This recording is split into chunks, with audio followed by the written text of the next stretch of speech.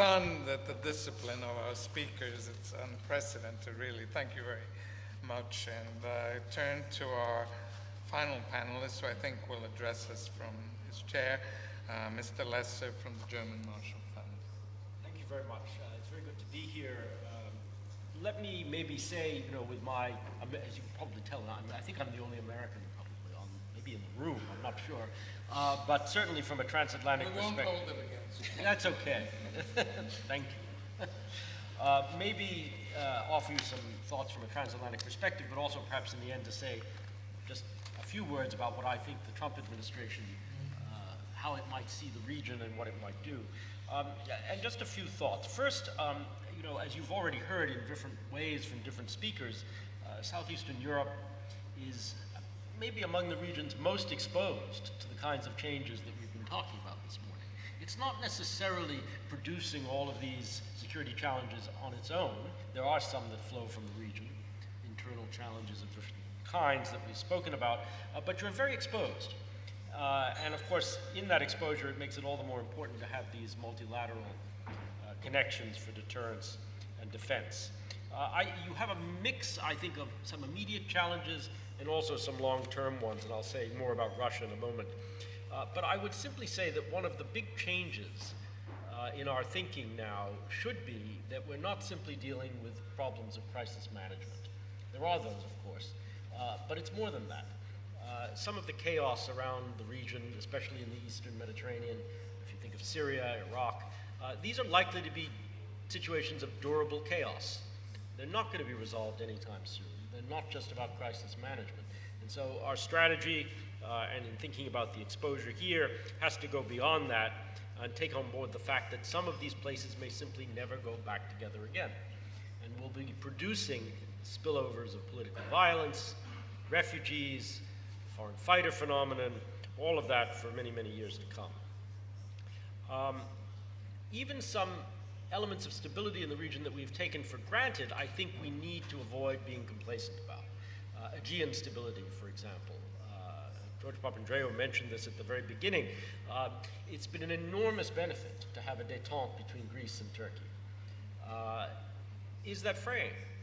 I'm not sure. Certainly, it's likely to keep us from consolidating some of the things which are possible to do in Cyprus and elsewhere, which would be very good news if it could be fixed. But I think we can't be complacent about that at all. The energy developments in the Eastern Mediterranean potentially could be very integrating and very stabilizing, but they also have the potential for going the other way.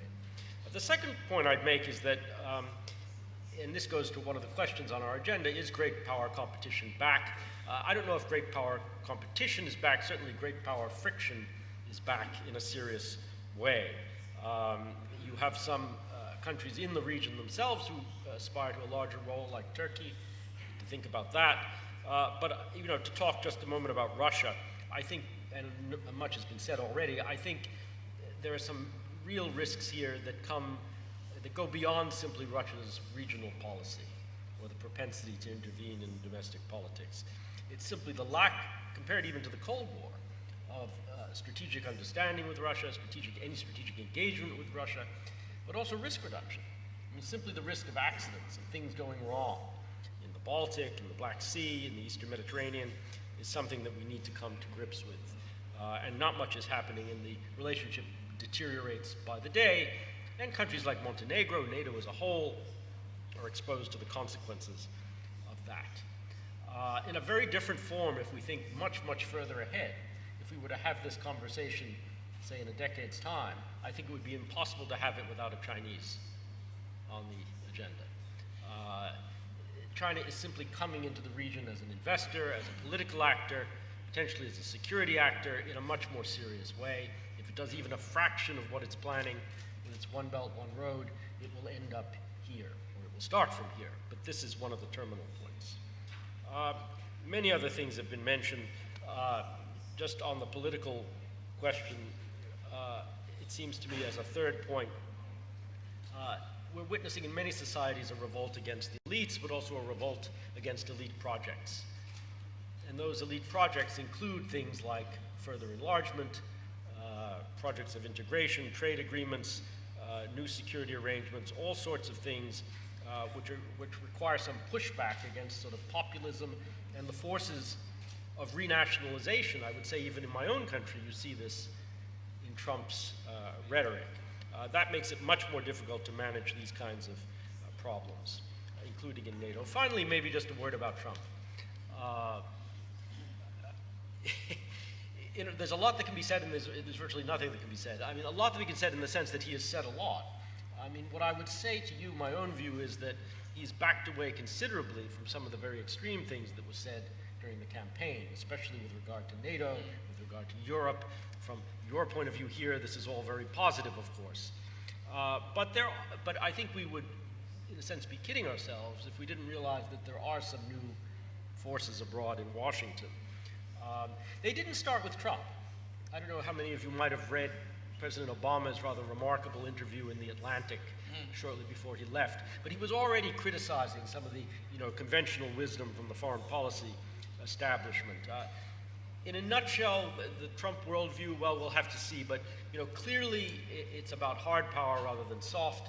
It's about putting national interests first. It's about a transactional approach, a set of bargains, a set of deals with countries with some harder measures. Meaningful here, probably less about assistance, less about attention to human rights, less about issues of democracy promotion, probably less about enlargement and integration as a European project. And if we view it in regional terms, probably less about the Balkans. Because I think in this harder calculus of where American national interests are, experts like me might argue for more attention here to unfinished business, but I suspect the mood in Washington now is very much to say this is for Europe to deal with. This is one of the key areas, in fact, for Europe to do more. And so, and I hope Europe will do more, of course. That's in American interest. So let me just conclude by saying, 2017 has been, a lot of different things are commemorated in 2017, including the 70th anniversary of the Marshall Plan. It was also the year, if we think of 1917, when the United States became deeply involved in European security. And I think, we should remind ourselves, as the historian Margaret Macmillan often reminds us, how quickly things can fall apart, where you went from a situation of stability and predictability within a few weeks to a total collapse. And that was at a time when things moved more slowly. I think we all agree. So the good news, well, we heard some of the good news, and I agree with what was said about NATO, but the dangers of complacency are clearly there. Thank you.